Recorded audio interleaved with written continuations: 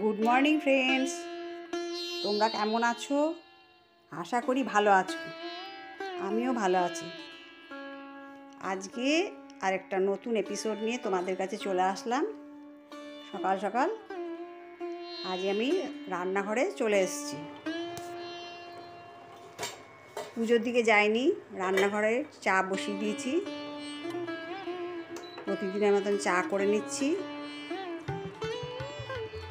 চা হয়ে যাওয়ার পরে 2 কাপ চা আর 4টে বিস্কুট নিয়ে নিলাম। আমরা আজকে টিফিন করেছি পায়েস, তারপরে হলো কেক। একটা হলো ফ্রুট কেক, একটা হলো চকলেট কেক। ফ্রুট কেকটা আমার ভাইজি তৈরি করেছে, বড় ভাইজি। আর পায়েস করেছে আমার ভাইয়ের বউ শম্পা। আর চকলেট কেকটা কেনা হয়েছিল। এইগুলো উদ্দেশ্য হলো আমার ছোটো ভাইজির জন্মদিন, আমার ভাই আমাদের জন্য নিয়ে এসছে। তারপর তোমাদের দাদা ভাই বাজার গিয়ে দেখো কত ধনেপাতা আর শাক নিয়ে এসছে, বেতো শাক, 5 আটি বেতো শাক, 5 আটি ধনেপাতা। আমি বললাম তাহলে এখন বসে বসে বাছো। এবারে বসে বসে এখন বাছা শুরু হয়ে গেছে। শাকটা পুরো করে নেবো, কেননা শাকটা না করে নিলে নষ্ট হয়ে যাবে।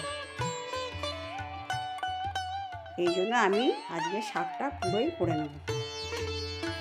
সুন্দর করে শাকগুলো বেছে নিতে দেখো। আর বাজার থেকে এনেছে কাতলা মাছ, আর এই যে লোটে মাছটা দেখতে পাচ্ছ, এই লোটে মাছটা ফ্রিজে ছিল, আর বরফ হয়ে গেছে বলে আমি একটু জলে ভিজিয়ে রেখেছি। আর কাতলা মাছটা আজকে রান্না করবো না, কাতলা মাছটা ফ্রিজে তুলে রাখবো। এদিকে ইন্ডাকশানে ভাত বসিয়ে দিয়েছি, ভাত যথারীতি ফুটে উঠেছে।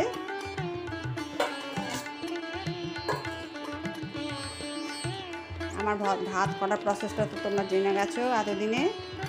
এবার হয়ে গেলে আমি ভাত উপর দিয়ে দেবো। আর এদিকে ডালও সেদ্ধ হয়ে গেছে।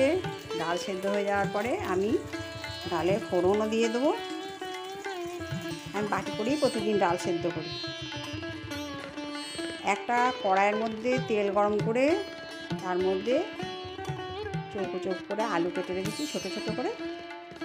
আলুটাকে ভাজতে শুরু করেছি, কেননা এই আলু দিয়ে আজকে বেতো শাক করব। ঝুড়িতে বেতো শাকটা নিয়ে আমি সুন্দর করে পরিষ্কার করে নিয়েছি, ধুয়ে। বেতো শাক 2 রকম করেই করা যায়, বেগুন দিয়েও করা যায়, আবার আলু দিয়েও করা যায়। ওর মধ্যে আমি একটু পোস্ত ছিটিয়ে দিলাম। পোস্তটা একটু ভাজা করে নিলে খুব সুন্দর একটা গন্ধ আসে, শাকটা আরও দ্বিগুণ টেস্ট বেড়ে যায়।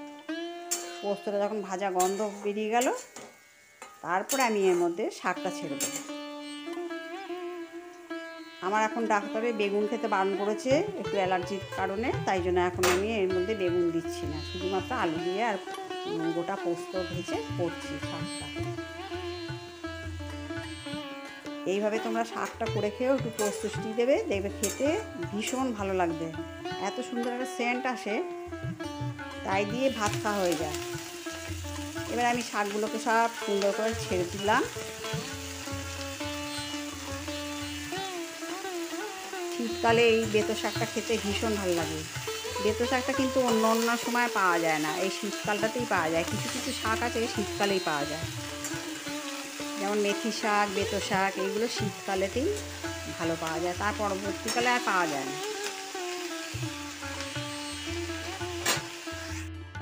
নুন দিয়ে হলুদ দিয়ে সুন্দর করে আমি দেখো ভাজা ভাজা করে নিচ্ছি। শাকটা আমার প্রায় হয়ে এসছে। এরপর আমি বাটিতে নামিয়ে নেব। আর এদিকে কড়াইতে অল্প একটু তেল দিয়ে 5 ফোড়ন দিয়ে দিলাম। টমেটো কেটে রেখেছি দেখো, এই টমেটোটা দিয়ে আমি চাটনি দেবো। আজকে অনেক কিছু রান্না করেছি, তোমরা শুধু দেখতে থাকো। 5 ফোড়নটা গন্ধ সুন্দর বেরিয়ে এসছে, তারপরে আমি টমেটোটা ছেড়ে দিলাম। সুন্দর করে নাড়াচাড়া দিয়ে এর মধ্যে আমি একে একে হলুদ, নুন সব দিয়ে দিচ্ছি। টমেটোগুলো খুব সুন্দর লাল টুকটুকে টমেটো। শীতকালে টমেটোর চাটনি খেতে ভীষণ ভালো লাগে। এখন তো আর এতটা আম পাওয়া যাচ্ছে না, তাই জন্য এখন আবার টমেটোর চাটনি করছি। টমেটোটা সেদ্ধ হওয়ার জন্য ঢাকনা দিয়ে দিলাম। দেখো ফুটে উঠেছে। এবার আমি চিনি দিয়ে দিচ্ছি। এই চাটনিটা গুড় দিয়ে আর করবো না, এখন চিনি দিয়েই করবো। কেন তোমরা বেশিরভাগ দেখো আমি গুড়ের চাটনি করি। চিনিটা তো আমাদের খাওয়াটা শরীরের পক্ষে ভালো না, এই জন্য গুড় ইউজ করি বেশি। এরপরে আমি করব লোটে মাছ। বড় বড় করে মোটা মোটা করে পেঁয়াজ কেটে নিয়েছি আর রসুন কেটে নিয়েছি। এবার নাড়াচাড়া করে সুন্দর করে পেঁয়াজটা যখন হয়ে এলো, তারপরে আমি লোটে মাছগুলোকে ভালো করে ধুয়ে নিয়েছি। এর মধ্যে আমি টমেটো, ধনেপাতা সব কিছু দিয়ে লোটে মাছটা রান্না করব। আর ওইদিকে দেখো কড়াইয়ের মধ্যে ধনেপাতা বলেছিলাম না, অনেকগুলো ধনেপাতা এনেছে, তোমরা তো দেখতে পেলে। এই ধনেপাতা দিয়ে কতগুলো বড়া ভাজবো। ওইদিকে বড়াটা ভাজা হচ্ছে আর এইদিকে কড়াইয়ের মধ্যে পেঁয়াজ আর রসুন ভাজা করে নিচ্ছি। এটা দিয়ে লোটে মাছ হবে। এর মধ্যে আমি লঙ্কার গুঁড়ো, ধনে জিরে গুঁড়ো সমস্ত কিছু দিয়ে দিয়েছি। আজকে খুব বেশি মানে কষা কষা করবো না, একটু হালকা ঝোল ভাব থাকবে। ওইটা দিয়েও খেতে ভীষণ ভালো লাগে। এইভাবে আমি মাঝে মাঝে লোটে মাছ রান্না করি।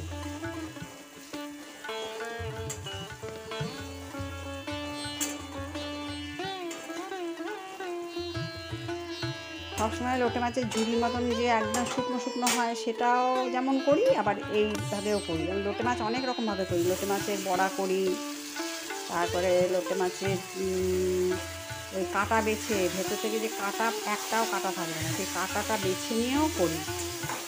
দেখো লোটে মাছগুলো সুন্দর করে নাড়ি চাড়িয়ে নিয়ে রান্নাটা করে নিতে হবে।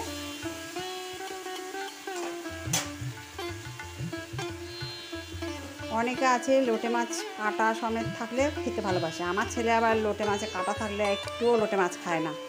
ওই জন্য ও যখন বাড়িতে থাকতো তখন আমি লোটে মাছের সম্পূর্ণ কাঁটাকে বেছে দিয়ে তবে যে আমি রান্না করতাম। আর এখন আমি নিজের মতামত অনুপাতে রান্না করি। একটু ঢাকা চাপা দিয়ে দিলাম।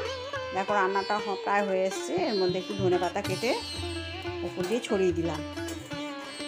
এবার একটু নাড়াচাড়া করে নিলেই আমার রান্নাটা কমপ্লিট হয়ে যাবে। লোটে মাছটা আজকে এরকম হালকা একটু ঝোল ঝোল ভাব রাখবে, খুব বেশি না আবার খুব কমও না, এরকম একটা গাঢ় গাঢ় ঝোল রাখবে। আর করছি ফুলকপি আলুর তরকারি। ফুলকপি, আলু আর মটরশুঁটি সেদ্ধ করে নিয়েছি। তেল গরম হয়েছে, তার মধ্যে জিরে আর তেজপাতা ফোড়ন দিয়ে তার মধ্যে সমস্ত কিছু ছেড়ে দিচ্ছি।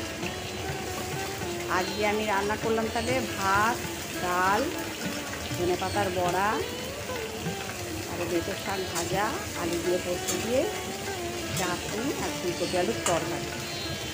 আজকে রান্নার আমার যেটা বেশ অনেকটাই প্রশস্ত হয়ে গেছে রান্না বান্নাটা। দেখো ফুলকপি আলুর মধ্যে নুন হলুদ দিলাম। এবার একটু কষা কষা হোক।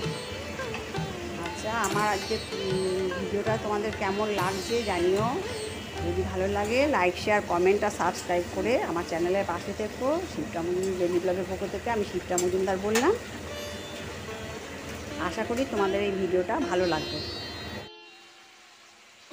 দেখো বেতো শাক ভেজেছি, চাটনি, তরকারিটা একটু বাকি আছে।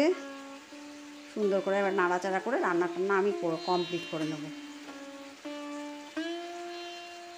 তোমাদেরকে সম্পূর্ণটা দেখাতে পারলাম না, দেখাতে গেলে প্রচুর বড় হয়ে যাবে ভিডিও। দেখো আমার এইগুলো রেডি হয়ে গেছে আর বাদ বাকিগুলো আমি ডাইনিং টেবিলে রেখে এসেছি। এইভাবে আজকে রান্নার পালাটা সারলাম। তারপর স্নান টান করে ঠাকুরের বাসনগুলো সব মেজে নিয়ে এসেছি। দেখো কত সুন্দর পরিষ্কার হয়েছে। আমি পিতাম্বরী দিয়ে মাজি তো, ওই জন্য দেখো ঝকঝক চকচক করছে। তোমরা কে কী দিয়ে মাজো আমাকে একটু বলো ঠাকুরের বাসন।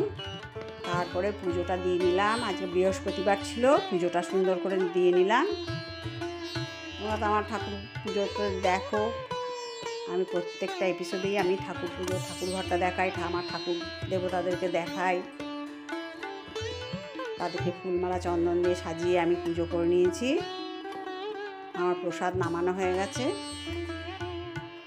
তারপরে যাই হোক, সন্ধেবেলায় আমি আমাদের ফুড ফেস্টিভ্যালে চলে এসেছি। আমি অনেকগুলো তারপরে স্টল ঘুরে ঘুরে মানে তুলেছি, কিন্তু আজকে তোমাদেরকে এই করিমসটাই দেখাচ্ছি। এই করিমস আসলে হলো এদের মেন ব্রাঞ্চ হলো দিল্লিতে, জামা মসজিদের এখানে। আর আমাদের আরেকটা ব্রাঞ্চ আছে আমাদের বারাসাতে, ওইখান থেকে আমাদের মধ্যমগ্রামে ওরা স্টলটা খুলেছে। তা আমি যখন মানে ভিডিও করছি, আমার সাথে একটু কথা টথাও বললো, বললো আসবেন। আমরা রাত্রেবেলাতে ওই দোকান থেকেই খাবার দাবার কিনে নিয়ে এসেছিলাম। এই কটা দিন আর বাড়িতে রান্নাবান্নার কোনো পাঠ করছি না। দেখো আজকে এনেছি এগ রোল আর কাবাব।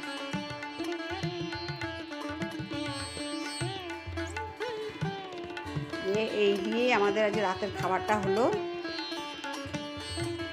দুটো এগ রোল নিয়ে এসেছি, আর তার আগে এনেছিলাম, তার আগেও নানা রকম খাবার দাবার এনেছি। যাই হোক, তোমাদের এই এপিসোডটা যদি ভালো লাগে আমার পাশে থেকো। আজ এই পর্যন্ত রাখি, কেমন? আবার পরের এপিসোডে দেখা হবে। টাটা।